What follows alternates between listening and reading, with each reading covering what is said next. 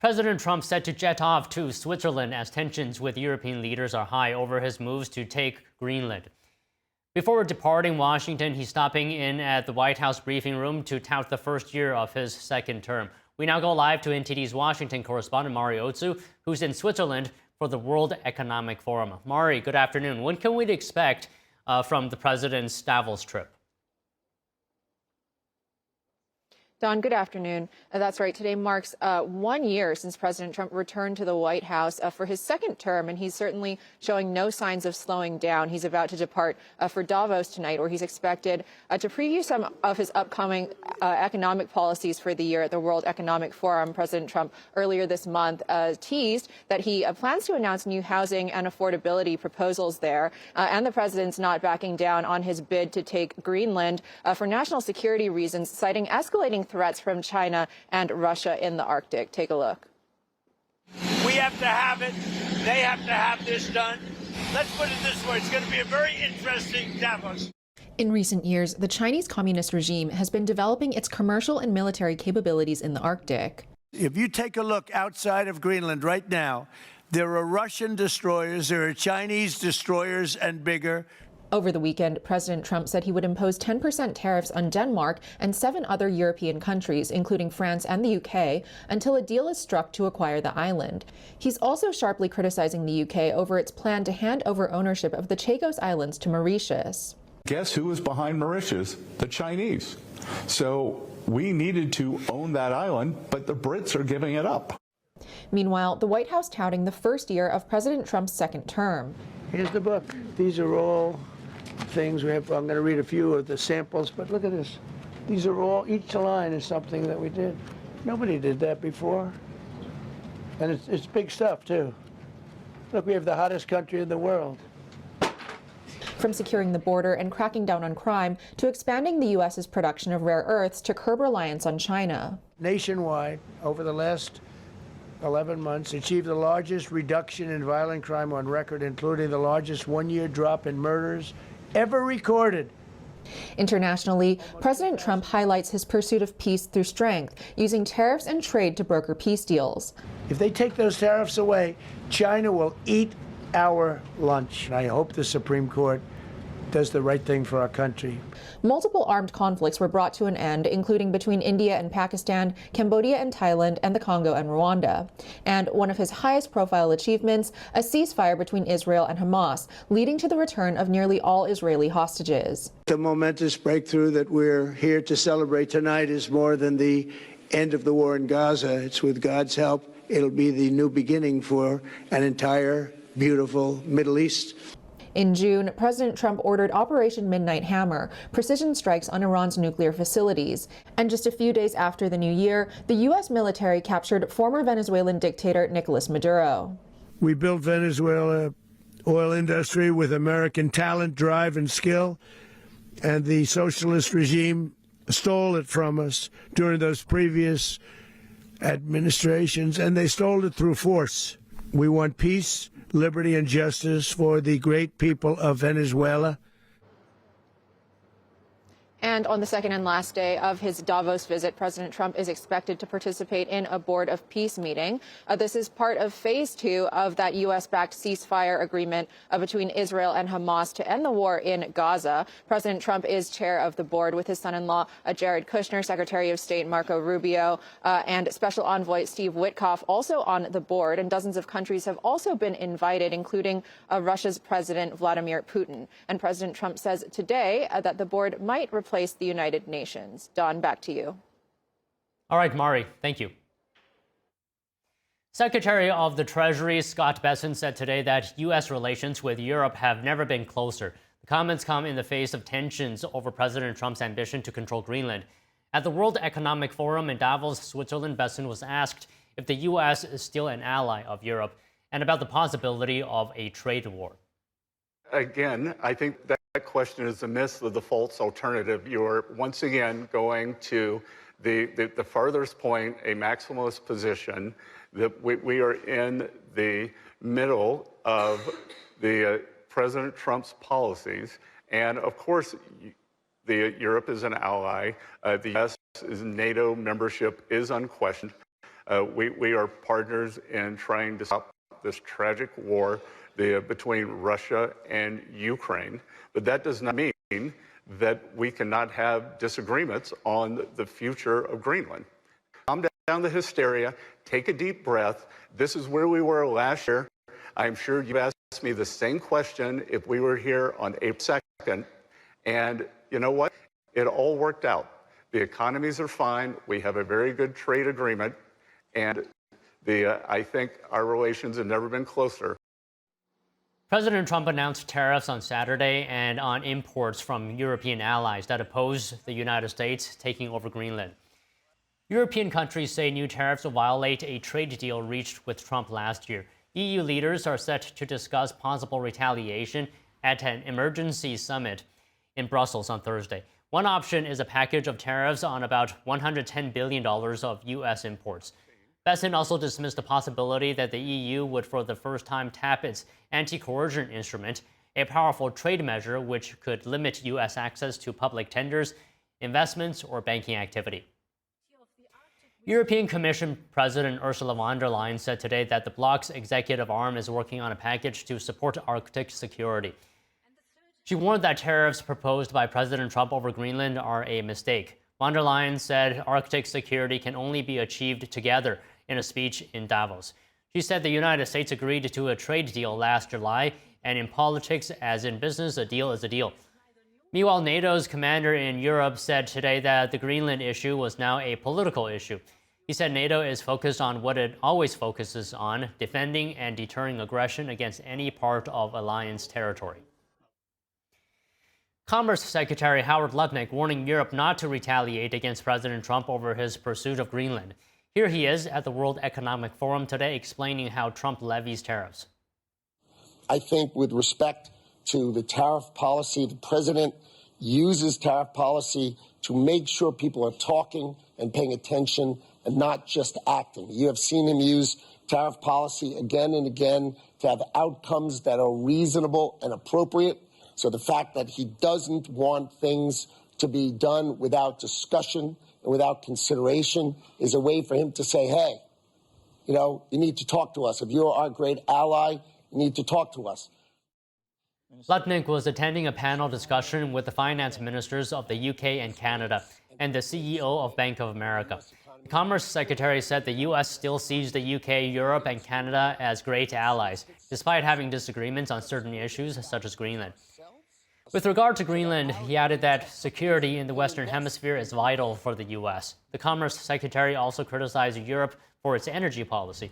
He said the bloc shouldn't offshore its entire industrial base, especially medicine and semiconductors.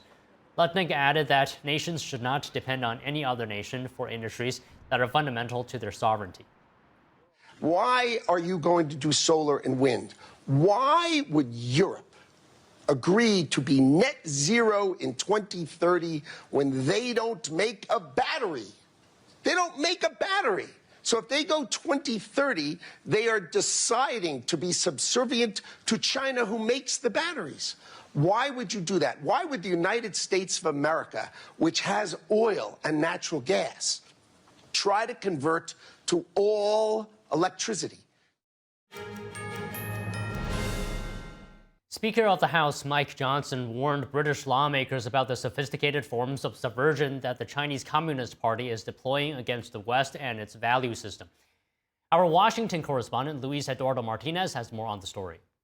Those hostile to the West and to our shared values are engaging in increasingly sophisticated forms of subversion and espionage. We see China, Russia, and Iran grow more aggressive and emboldened as they intensify their efforts to exert economic, political, and military influence around the world. Mike Johnson became the first Speaker of the House to deliver a speech at the British Parliament. Speaker of the House Mike Johnson warned that the enemies of the United States and the United Kingdom are emboldened and actively working to subvert democratic systems. And remind our adversaries and the terrorists and tyrants everywhere that our nations that are dedicated to freedom and justice and order and human dignity are stronger and more resolved now than ever before. Johnson's speech comes the same day that the British Parliament greenlit the construction of a controversial mega-Chinese embassy in the heart of London's financial district. The Chinese Communist Party purchased the Royal Mint Court building in 2018 for over $300 million. The site is a block away from the famous Tower of London and Tower Bridge, and a few feet away from crucial fiber optic cables carrying sensitive British financial data. The 215,000 square foot mega embassy will become the CCP's largest diplomatic outpost in Europe. Clearly, President Trump is taking seriously the modern and dynamic threats that China and Russia pose to our global security, especially in focus the last few days as it relates to the Arctic. Speaker Johnson also encouraged British lawmakers to work with the United States to defend common interests and maintain a historic relation that has produced great stability in transatlantic relations. As the Prime Minister said yesterday, let us look to agreement, continue our dialogue, and find a resolution, just as we always have in the past. Upon his return to the United States, Speaker of the House Mike Johnson is expected to put a $3 minibus funding package to a vote on the House floor to avert a government shutdown at the end of the month. Reporting from Washington, D.C., Luis Eduardo Martinez, NTD News. The European Union improving its cybersecurity amid the growing threat from China. The bloc plans to phase out gear supplied by companies based in certain countries as a move seen as targeting Chinese companies. NTD's international correspondent Arian Pasdar has the story. The European Union working to protect its critical infrastructure, such as high-speed telecommunication networks. Under new draft legislation, telecom equipment from so-called high-risk suppliers would be phased out within 3 years. This comes amid rising concerns that European nations are vulnerable to the dominance of Chinese tech manufacturing. The proposals don't mention any countries or companies by name, but the term high risk has been previously used to refer to countries like China, home to tech giant Huawei. The US already banned new Chinese equipment in 2022, and has urged European allies to follow suit. The tech chief of the EU comments on the new draft, saying with the new cybersecurity package, we will have the means in place to better protect our critical supply chains, but also to combat cyber attacks decisively. The proposed restrictions also cover equipment in other sectors, like security scanners used at border checkpoints, water supply systems, and health and medical devices. Arian Pasdar, NTD News.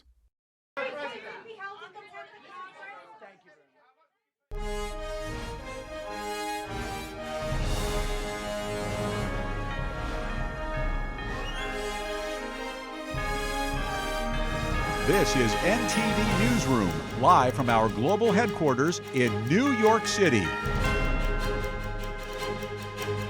Good afternoon and welcome to NTD Newsroom. I'm Don Ma. You were just watching President Trump attending a White House press briefing, citing his achievements over the past year, his first year in his second term, and it was a long list. Starting off, top of the list, he started with affordability, saying that he ended stagflation, which he inherited from the previous administration, high economic growth, high GDP, and as well citing record highs in the stock market as well, lowering gas prices, a lot of things, cutting federal deficit by 27% as well. Okay, but let's move on here. Britain's government today approved China building its largest embassy in Europe, in London. The UK hopes to improve ties with Beijing, and this comes despite British and US politicians' warnings that it could be used as a spy base. Despite everything China has done on our soil, China has been rewarded with exactly what they want, a super embassy that will be a base for espionage, not just in the UK, but likely across Europe as well. The government has capitulated to Chinese demands. The Prime Minister himself said to President Xi at the G20 in November 2024, and I quote, "You raised the Chinese embassy building in London when we spoke on the telephone. We have since taken action by calling in that application."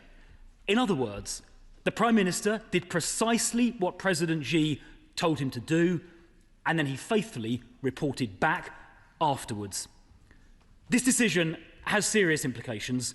Last week, The Telegraph published plans showing 208 secret rooms and a hidden chamber just 1 metre from critical data cables. Our economy depends on those cables. So what assurance can the minister give that those cables will be secure from Chinese interference? 2-century-old Royal Mint Court near the Tower of London. China's plans have stalled for 3 years over opposition from local residents, lawmakers, and Hong Kong pro-democracy campaigners in Britain. Chinese Communist Party leader Xi Jinping asked UK Prime Minister Keir Starmer last year to intervene. The decision was announced before an expected visit to China by Starmer this month. And this is a first by the British leader since 2018. Some British and Chinese officials said the trip was dependent on the embassy being approved. The government said intelligence agencies devised a range of protective agency or security measures.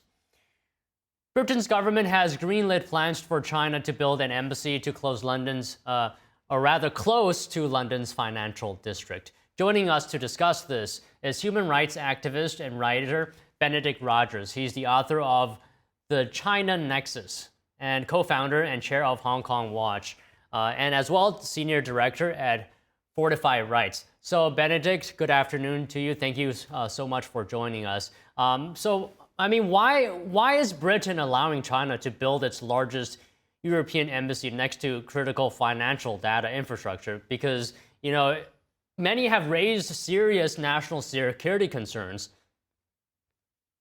Well, in my view, it is a massive mistake. So many voices cross-party, not only from the opposition parties, but from the governing party, the Labour Party itself, have expressed their concerns about it. Only last night in Parliament, there was an urgent question where several Labour members of Parliament opposed this. I think the primary reason why the government has done this is, first of all, they're concerned about the trade relationship with China. They want to prioritize that. Our economy faces, admittedly, quite a lot of challenges at the moment, and the Prime Minister seems to be putting trade above security concerns. He wants to visit China quite possibly in the next few weeks, and he knew that the visit was conditional upon approving this embassy.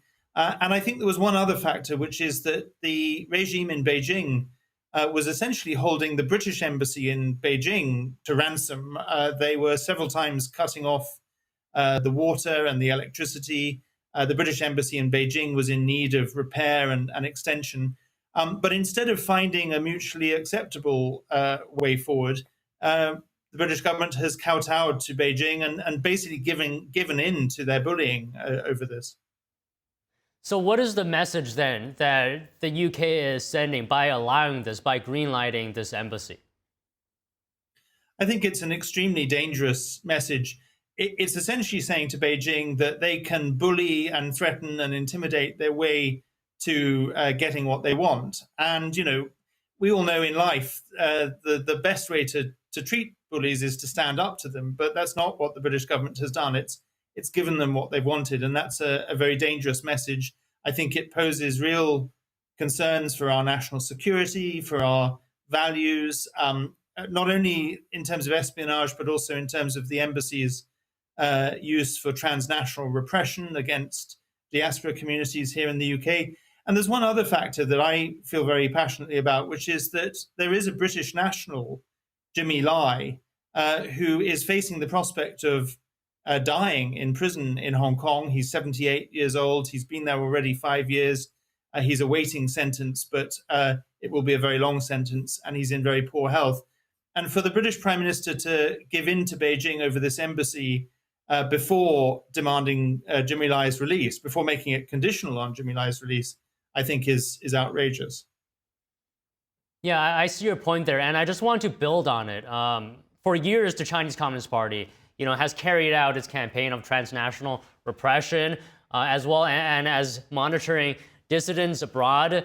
And one example I'm going to give here is like the adherents of the spiritual group Falun Gong, Tibetans as well, and you mentioned Jimmy Lai, other pro-democracy activists for Hong Kong as well. How could the creation of this embassy impact Chinese dissidents living in London and the UK overall?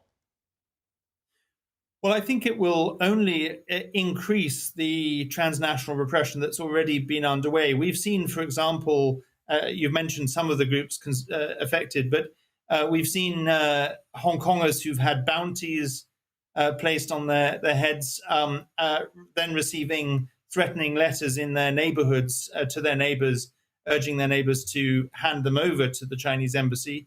I myself have had threatening letters at my home, and as my mother has as well. And I think all of that is going to be emboldened by the fact that the British government has given this embassy. It will be the largest in Europe. It will make it much easier for the Chinese to coordinate both their espionage and their transnational repression, because they'll all be in one huge building. And there's one other factor, which is that when these plans were originally proposed, the Metropolitan Police in London opposed them because they said that the space outside the embassy would be very difficult to police if in large-scale protests. And we've proven their point correct, because we've had many protests in the last year, and it causes big disruption to the traffic. So the question is, will protests be able to continue once the embassy is established there? And will diaspora communities feel safe enough to protest outside this building? We had the incident a few years ago of the consulate in Manchester, where Chinese diplomats physically assaulted Hong Kong protesters, dragged them through the gates of that consulate. It's not hard to imagine the same thing happening in this new site. You know what I find strange, Benedict? MI5, Britain's spy service, has not objected to the plans, despite warning about broader threats from China. Why is that? Well, it's a question that only they can really answer. What I do know is that quite a number of senior former intelligence officers, and including the former head of MI6, has spoken out against it. As to why the current intelligence services have not is a matter for them.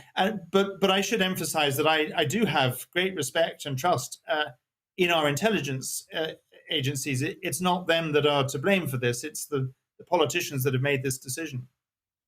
And you said earlier you've been impacted as well from China's transnational repression. Can you just speak a bit more about that? What would be the impact on everyday Britons if this embassy is built? Because China has a record of cyber espionage into other Western countries. Well, the most immediate threat, I think, is the fact that this embassy is right on top of these highly sensitive cables going between our two financial centres, the City of London and Canary Wharf. And the Chinese have, the plans are for hundreds of secret rooms in the basement of this new building as they develop it, with equipment that, according to the news reports, will be used or could be used to tap into those cables. So absolutely a clear example of cyber espionage. More broadly, I think the impact on ordinary people in Britain will be an increase in infiltration, in influence, in intimidation by the Chinese Communist Party. So just one final question, Benedict. What do you think happens now that this embassy has been given the green light? Is there going to be guardrails put into place? Are activists going to be more closely monitoring this site? Can you just talk to us about what you think could happen from this point on?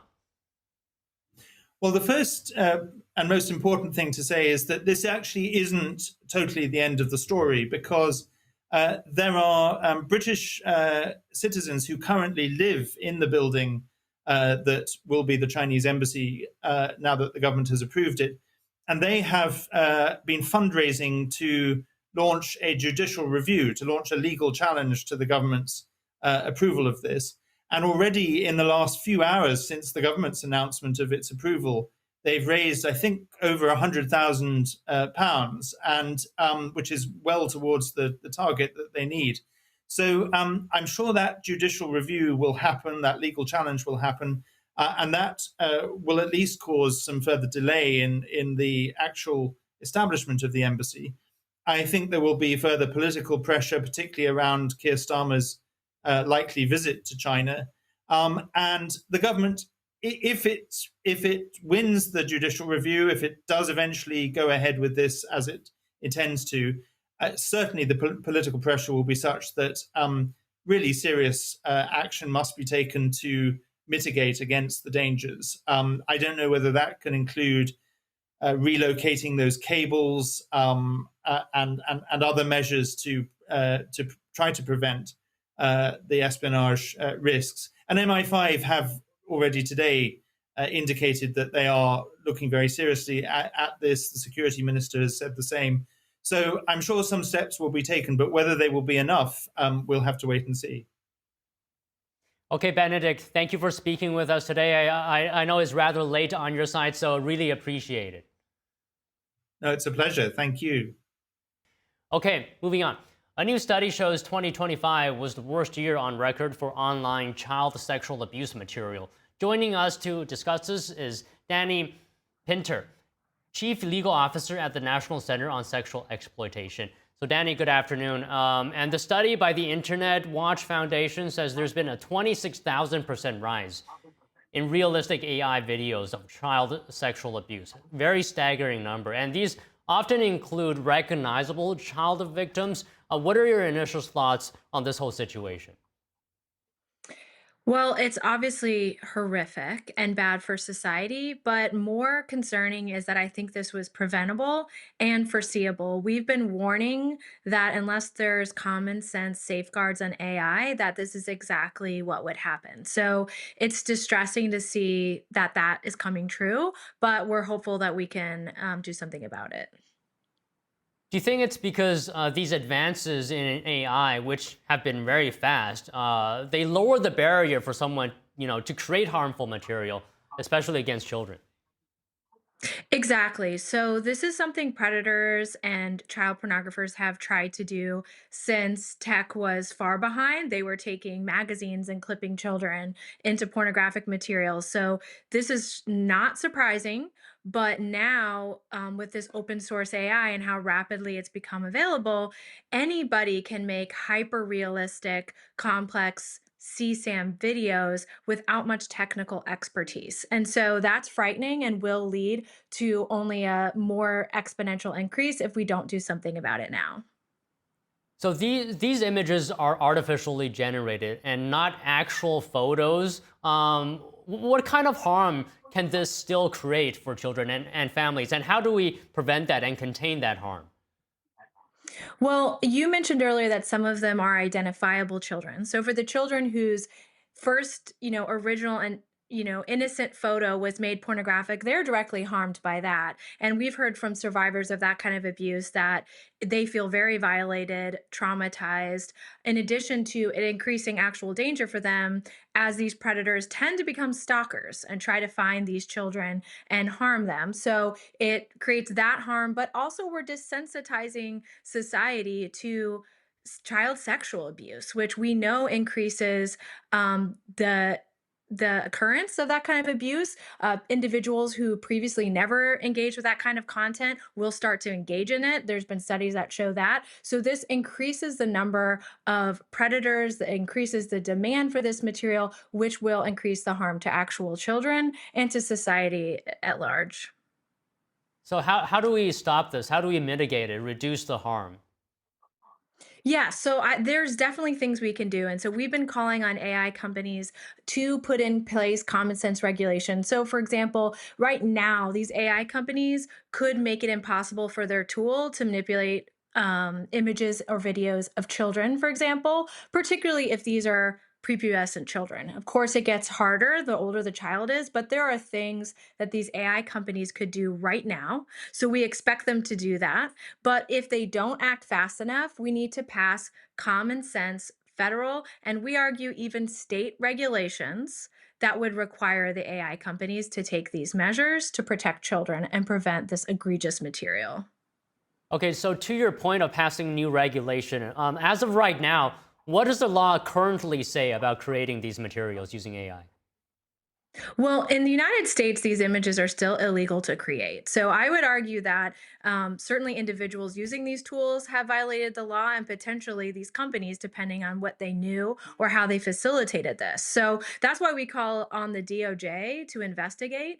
But there's still loopholes and uncertainty on what these companies themselves, what their responsibilities are. And so to that end, we would like to see regulations on the AI companies themselves so we can prevent this from happening before it happens. Okay, I'm wondering if there's a role that parents can play in this situation. What are your comments on that?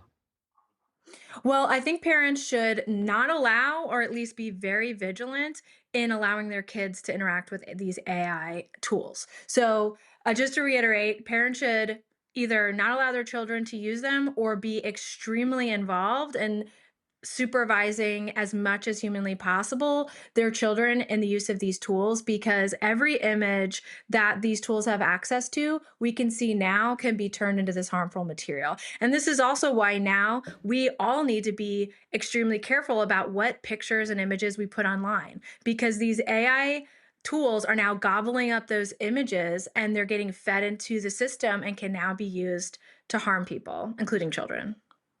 Okay, Danny, just one final question. If someone sees harmful material online, what should they do? Should they report it? What are the next steps? Absolutely. So they should report it to the National Center for Missing and Exploited Children or the Internet Watch Foundation if they're outside the United States. But the National Center for Missing and Exploited Children, that's where they should report it. They will funnel those reports to law enforcement and, importantly, work on taking down and hashing the image.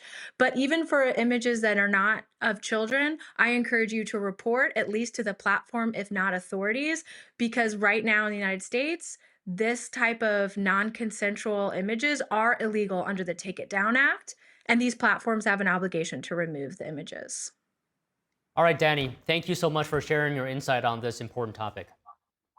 Absolutely, thank you. President Trump just wrapped up a 90-minute press conference at the White House where he touted his accomplishments over the past year. We now go live to NTD's Washington correspondent Jack Bradley at the White House. Jack, what were the main points the president was touting, and what did he say about what's to come this year? Well, a lot was mentioned, Don. First, he started off with touting ICE arrests in Minnesota, holding up photos for a long time. He had about 100 stacked photos with suspects that ICE has arrested who had committed violent crimes. And apparently, he went into more. He said that 10,000. His administration says that 10,000 arrests have been made so far in this regard. And he could have held that larger stack up in front of us. It was a very packed briefing room, by the way, probably a record. We were very much crammed in there like sardines. Now, he also touted his historic investments, commitments from other countries and U.S. companies into the U.S., numbering trillions of dollars. And he says that's in large part due to the tariffs. But those tariffs remain on the brink of whether or not they'll hold up, as a Supreme Court case is reviewing whether or not that they can stand. And even the money collected from those tariffs from other countries would have to be given back to those countries if the Supreme Court strikes down those tariffs. Take a look at what he said about this earlier today. I don't know what the Supreme Court's going to do. I think to me it reads so plainly. It couldn't be plainer. You're allowed to do a license. Tariff is probably less severe than what a license could be. But think of it. You're allowed to do a license, and then they have a clause at the end, something to the effect, or what is necessary, something to that effect. And what is necessary with tariffs. I don't know where there's a case even there, but we've taken in hundreds of billions of dollars, and if we lose that case, it's possible we're going to have to do the best we can in paying it back. I don't know how that's going to be done very easily without hurting a lot of people. But we're waiting for that case anxiously, and we have tremendous national security because of tariffs and tremendous income. We have, and by the way, no inflation. Now, the president has talked about several job cuts to the federal workforce, but also new job creation to the private sector. And he said that 100% of those new jobs went to native-born Americans. Now, as far as what's worth mentioning on the foreign policy front is NATO, getting NATO from that 2% investment commitment from their GDP up to that 5%, still working on that, but getting many of them to commit to that. But he says even so, he knows that America will have their backs if they ever need it. But now he says that he's not sure NATO will have America's back. Take a look. Terminated visas of Hamas sympathizers and deported pro-jihad foreign nationals, got NATO members to agree to raise defense spending to 5% of GDP from 2%, and they paid the 5% and they didn't pay the 2%. And by the way, I did more for NATO than any other person alive or dead. Nobody's done for NATO. And I think for the most part, they'll tell you that. I think you could ask the Secretary General about that, but he said it a lot. I've done more for NATO than anybody, and I see all this stuff, but NATO has to treat us fairly, too. The big fear I have with NATO is we spend tremendous amounts of money with NATO, and I know we'll come to their rescue, but I just really do question whether or not they'll come to ours. You know, I'm just asking. Just saying, right? You remember during the debate? Just saying. Now, the president has also used tariffs on national security grounds and also for foreign grounds to end several wars and armed conflicts. The White House says 8 armed conflicts were ended over the past year under the Trump administration, and those include India, Pakistan, Azerbaijan and Armenia. We have Israel, Hamas, Israel and Iran. We also have Cambodia and Thailand. Tariffs played a large part, tariff threats played a large part in that one as well. Now, in ending those wars, the president said that he received no support from the United Nations, not that he asked for it anyways, but then also no recognition from Norway's Nobel Peace Prize Commission. Take a look. Should have gotten the Nobel Prize for each war, but I don't say that. I say millions and millions of people. And don't let anyone tell you that Norway doesn't control the shots, okay? It's in Norway. Norway controls the shots. They'll say, we have nothing to do with it.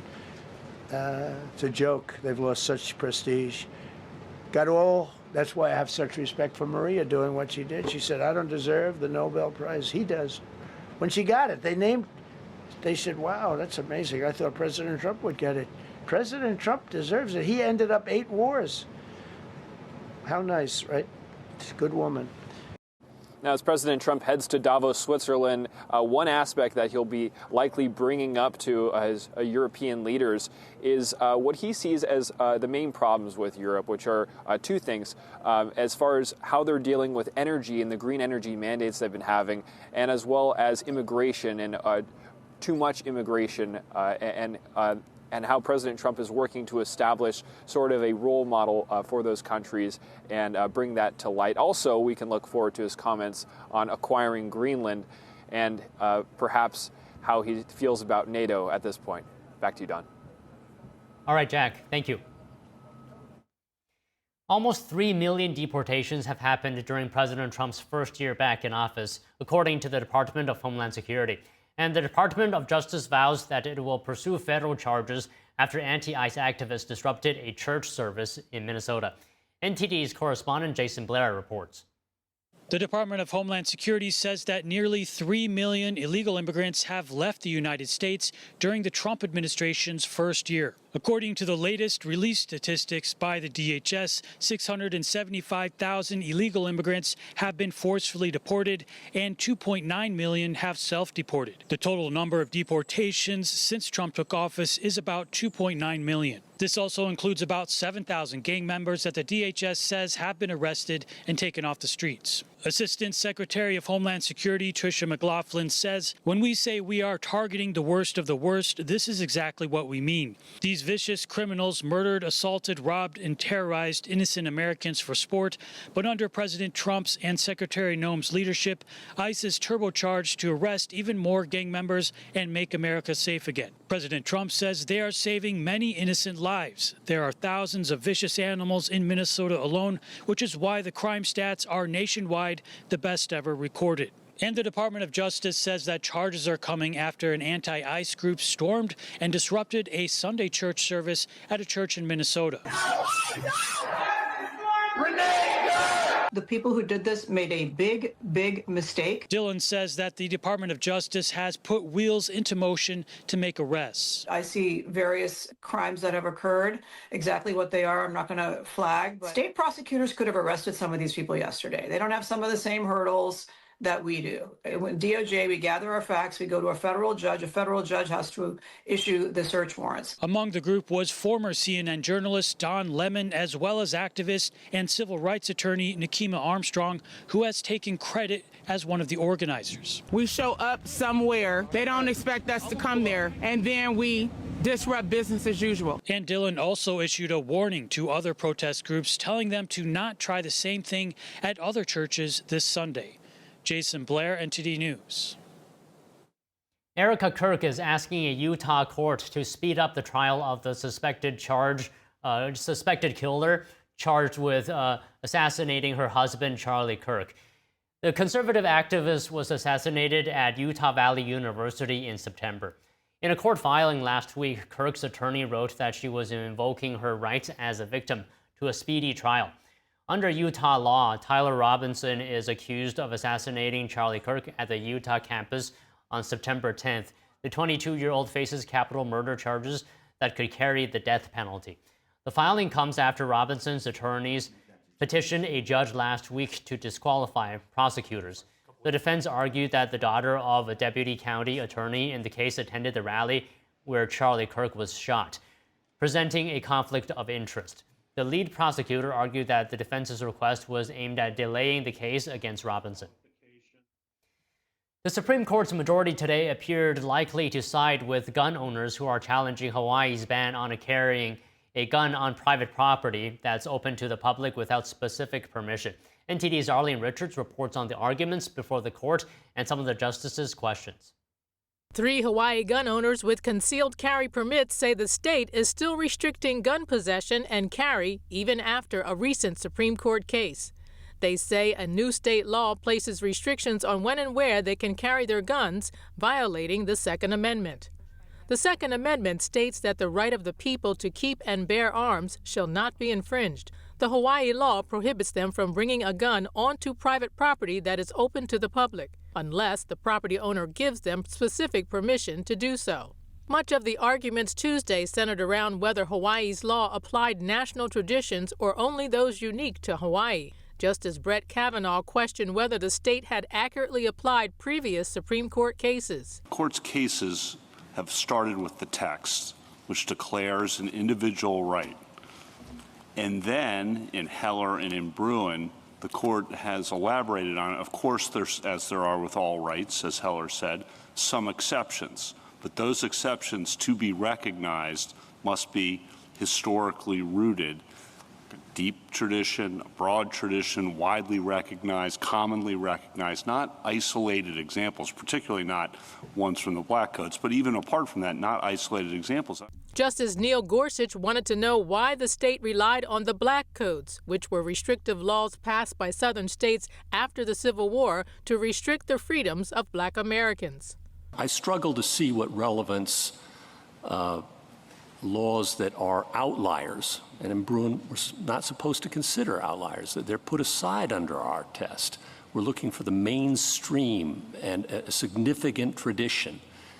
And you rely very heavily on an 1865 Black Code law in Louisiana. At the end of the day, it was unclear which way the court would rule, but considering that several of the arguments and questions centered around the court's reasoning in a similar gun law case, the majority appears to be leaning toward not allowing the Hawaii law.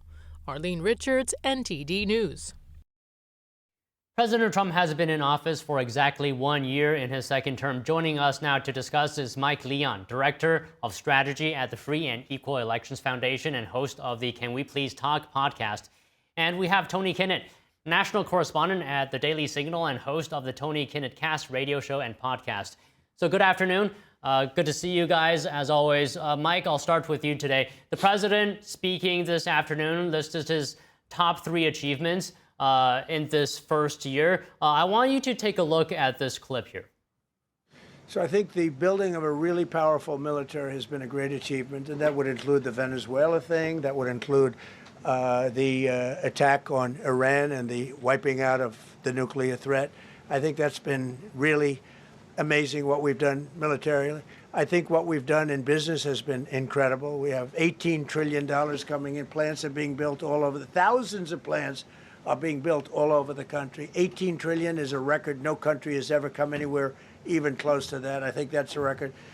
And I think that most favored nations for drugs is something that nobody thought they'd be able to get. Okay, so Mike, having heard that, in your view, how did the president do this year? Well, Don, that's a loaded question. But first off, good to see you guys on this Tuesday afternoon. I'm not sure why he interrupted the press conference today. I know it's the one-year anniversary of him getting inaugurated into office, but not sure why he came out and did this kind of victory lap. I would reserve those things for 4 years after, right, as opposed to middle of the first year. But let's pick apart some of the things that he mentioned there, right? I do agree with the overarching premise of peace through strength. I do agree. Look, Nicolas Maduro is a dictator. What the Venezuelan people have gone through has been horrific over the last 25 plus years between Maduro and Chavez. I do agree that Iran is a major threat, not only to the West, but obviously their proxies all across. But there are certain things that the president has done from a military perspective that a lot of people, this is not Mike Leon saying this is people in the military community and not the folks that you would normally think of, that would say that some of these things are a little antithetical to what the United States is doing. We shouldn't be in regime changes. And you know who said that, Don? Tulsi Gabbard. She's the director of national intelligence once upon a time. And she all of a sudden has been quiet about something like this. Again, whether or not Maduro's a bad guy, we already know Maduro's a bad guy and something needed to happen in Venezuela. So some of those things that have happened on a foreign policy stage with respect to what the president has done, you know, the wars in Ukraine and Gaza are still not solved and resolved. I know he wants to put those in the 8 wars solved category, but they're not, unfortunately. And thousands of people are still losing their lives with respect to both wars. And we literally have no end in sight with respect to a transition plan in Gaza or what we're going to do with Russia's aggression if they go beyond Ukraine, because they just saw us invade into Venezuela and what we're doing with Greenland. In terms of the economy and things like that, there was a recent Ipsos poll that has the president at 36% in terms of his handling of the economy right now. We still, obviously, inflation has gone down a small trickle since the Biden administration and into 2025, but there are still things from an economic factor, still some industries and sectors that are still hurting. And I do agree with the president's overarching premise of using tariffs as a strategy, but the way he's gone about it and also the tax that's been imposed on Americans because of this, I feel like some of those things are things I wouldn't be running around championing, especially in a 2026 midterm election year. All right, Tony, let's hear your thoughts now. Good afternoon to you both, and a very fine Hoosiers to you both. Sorry, it's a little Indiana, something I had to get in there. Yeah. That all said, I do think the president of the United States was going to do this. We actually had somebody ready to go, knowing he was likely going to get out and run some kind of a victory lap here. Again, agreeing with Mike on the military perspective, the peace through strength. I look at John Fetterman and Senator McCormick in Pennsylvania, who have essentially answered from the left and the right in a unified message on a lot of these things. And I think that that's very appropriate. It shows a likely group of people in the industrial center of the country that are looking towards things like stability and foreign policy that does come through peace through strength.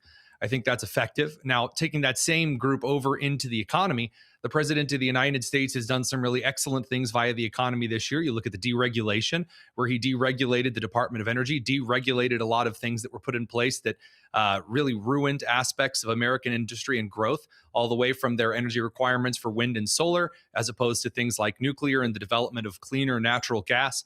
Of course, looking at how the United States handles that energy trade policy on a global stage is also very important. There are some things that the president carefully left out of his year roundup and review, and you can take that one of two ways. Number one, you can say, hey, there are things that are in progress that haven't shown the fruit yet. We were promised a lot of golden, wonderful things out of the tariffs. We didn't get them. We were promised a lot of really terrible, awful things out of the tariffs. We didn't get them. And so I think that a lot of this has to boil down to, in 2026, a reverse catch-22, if I may, where if the Supreme Court strikes down the tariff plan of the Trump administration, the economy is going to boom right before the midterms. And if they don't, then you're going to see a stabilization. At least that's what's been alluded to by automotive, technology manufacturers, all the way over into energy production, which will likely pick up momentum in 26. So, I mean, it was expected. I'd say diplomatically, Trump is Trump. Him pulling out of a bunch of UN stuff is candy to me. So I was never going to be grumpy about that. Okay, so Mike, Tony brought up the midterms coming up later this year. How much support do you think President Trump has to gain before we get to those elections?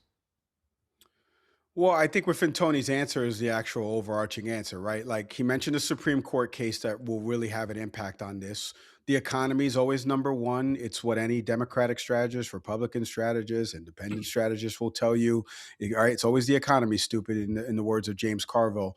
So we don't know where we're going to be at this point come end of October, beginning of November, whenever early voting starts in different states, right, Don? So I think there's a myriad of factors here. I don't think the trickle effect of 25 and those elections, because as I've talked about on this network and with other folks ad nauseum, has been that you can't really you can magnify the voter turnout, like Prop 50, for example, in California. Obviously in New Jersey, the margin of victory between Jack Ciattarelli, somebody who's known in New Jersey politics, versus Mikey Sherrill, who's like a freshman or sophomore, a congressperson in a smaller district out there in Jersey where I used to live once upon a time. So you can kind of look to some of those examples, but voters are creatures of the habit. So creatures of the moment, excuse me. So 2026, they're going to be looking at the present moment, right? Now, here's one thing I will say that wasn't talked about. And we've seen some pushback from billionaires on this. Trump has talked about this credit card and the APR interest rate and getting this down to a real fiscal number that would put money back into the pockets of folks and actually attack the root issues of why 44, I think it is, million people are in credit card debt of over $6,000 or more.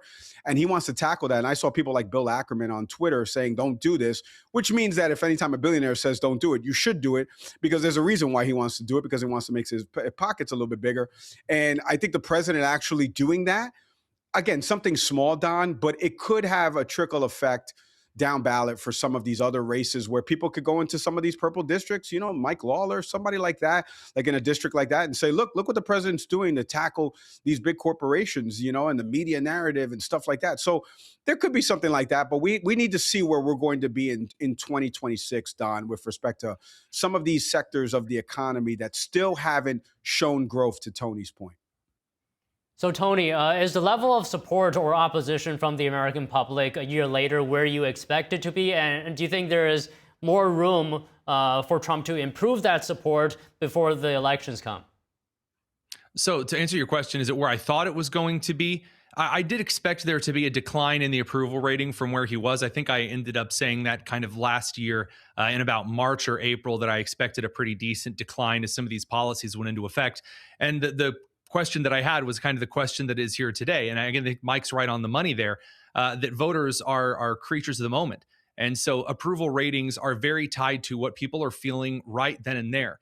And you've seen the Trump administration start to kind of pull away from this language of, oh, actually, everything at the grocery store is super duper. And the real argument needs to be, hey, we are proceeding towards making this better. It's not there yet. It's not where we want it to be, but this is the stuff that we're doing to make it more affordable. That's a winning message. Now, do they stay on that?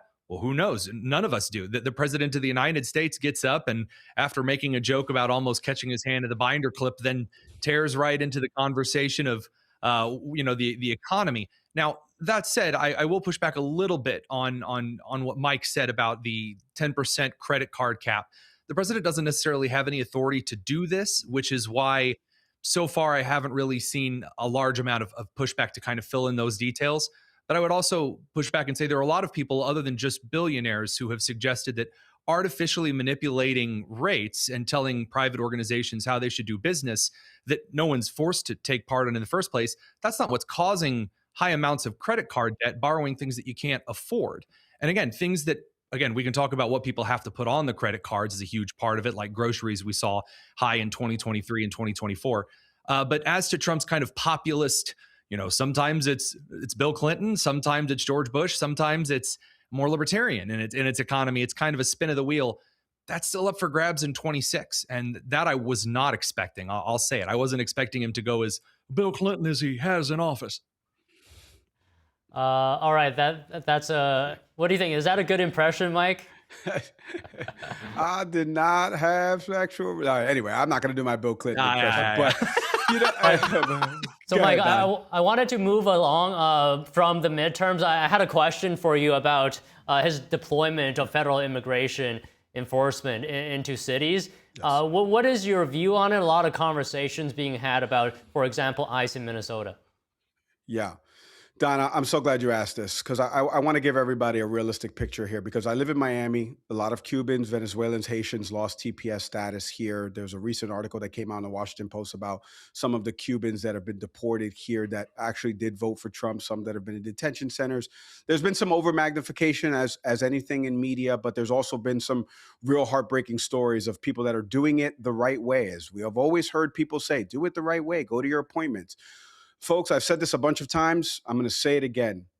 In 2024, the signs at the RNC said mass deportations now. The enforcement actions of the Trump administration was to make everybody who is here illegally a crime.